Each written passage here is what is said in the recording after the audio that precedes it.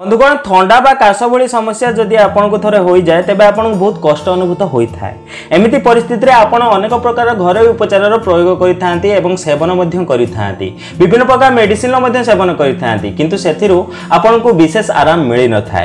आज मुझे एमती एक घरोई उपचार बनैया शिखेबी जार सेवन द्वारा आपणकर थंडा और काश भली समस्या तुरंत भल हो। उपचार बहु पुरातन आयुर्वेद घरोई उपचार अटे और एथपाई आपको विशेष सामग्री आवश्यकता पड़ न एथिरे व्यवहृत समस्त सामग्री आपण घर आपको बहुत सहजरे मिल जाए। जदि न मिले तेज आपको लोकल मार्केट बहुत सहजरे मिल जाए। तेज समय विलंब न करी आसंतु जानिबा थंडा काश बा कफ कोल्ड भली समस्या को दूर करिया पई आपण केमिति घरोई उपचार को बनेबे एवं आपण यार सेवन केमिति करिवे। किंतु ता पूर्व मुझे आपण कही रखी जब आप चैनल को सब्सक्राइब करना तेज तले सब्सक्राइब बटन पर क्लिक कर चैनल को सब्सक्राइब कर पाखे नोटिफिकेशन बेल पर निहाती क्लिक करूँ। याद्वारा आम जो नूतन वीडियो अपलोड करूँ तार नोटिफिकेशन आपने प्रथम पाइपर और आम चैनल माध्यम बहुत किसी शिक्षणीय जिनस आपने शिखा पाइबे। बंधुगण एथपाई आपको प्रथम सामग्री आवश्यकता पड़े ताटे पानपत्र। पानपत्र जो मैंने घर पान खाऊ था पानपत्र बहुत सहजरे घर मिल जदि न मिले तेज आपको लोकल मार्केट रू बहुत सहजरे मिल थंडा काश कफ भली समस्या को दूर करने बेटर लीफ बा पान बहुत अधिक चमत्कारी अटे। आयुर्वेद रे वर्णित अच्छी पानपत्र आपन शरीर रू अनेक प्रकार रोग को दूर करिथाय। थंडा काश एवं कफ भली समस्या आपण पानपत्र प्रयोग करें। एथिरो एंटी इन्फ्लेमेटरी एंटीबैक्टेरियल एवं एंटी फंगस गुण मिलता है जहाँ आपंकर काश एवं कफ भली समस्या को दूर करने बहुत अधिक लाभदायक अटे। प्रथम मुझे दुईटी पानपत्र नहीं भल भाव धोई देछि। प्रथम आप दुईटी पानपत्र नियंतु एवं ताको भल भाव धोई एमती रखंतु। तापरे आपनको आवश्यक गोलमरीच।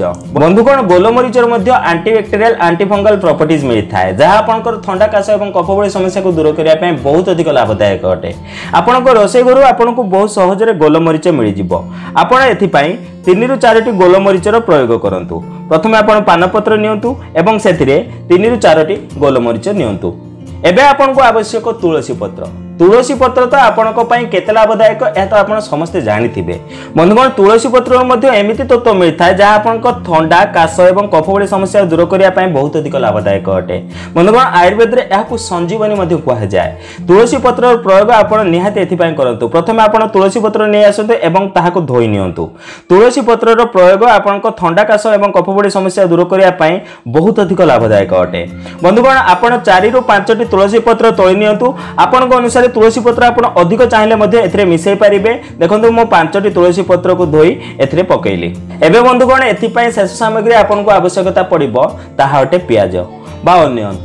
पियाज तो आपको रोषे घर आपको बहुत सहजरे मिल जाए किंतु छोट साइज पियाज आप प्रयोग करूँ। देखो मुझे छोट साइज पियाज नहीं से चोपा भल भाव काढ़ी यही पियाजर आम ए प्रयोग करवा। एमती छोट साइज पियाजर आप प्रयोग करूँ। बंधुगण पियाजर एमती अनेक प्रकार तत्व मिलता है जहाँ आम शरीर बहुत अधिक लाभदायक अटे। यह आपको थंडा काश और कफ भली समस्या को दूर करने बहुत अधिक लाभदायक होता है।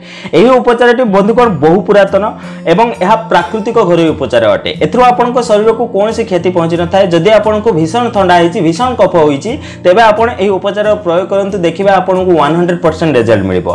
एही 3टी सामग्री को आपण एका साथरे नियंतु एवं ताहाको एमिति भाबे भांगी दियंतु। एबे आपण एहाको चोबई नियंतु। धीरे धीरे धीरे धीरे आपण पान चोबैला बळी याको चोबांतु एवं एथि जो रस बाहरिबो ताहाको आपण ढोकी नियंतु। बंधुगण एही उपाय को आपनको दिन रे 3 ରୁ 4 थर प्रयोग करिबा को हेबो। जदि आपनको थंडा एवं आपनको छाती रे बहुत अधिक कफ बसी जाइछि तेबे आपण एही परि भाबे एही उपचार प्रयोग करंतु। दिन को 3-4 थर आपण एहा सेवन करंतु। देखिबे आपनको 100% रिजल्ट मिलिबो एवं आपनकर थंडा कफ एवं काश भली समस्या तुरंत दूर होई जिवो। यार सेवन करंतु एवं मते कमेंट करी जणातु आपनको कोन रिजल्ट मिलिला। जदि आज ये वीडियो आपको टिके भल लागे तेज गोटे लाइक करूँ और एमती प्रकार वीडियो देखा आम चैनल को सब्सक्राइब करूँ। तेज बंधुगण आज पुणी देखा नूतन सुंदर अध्याय सह धन्यवाद।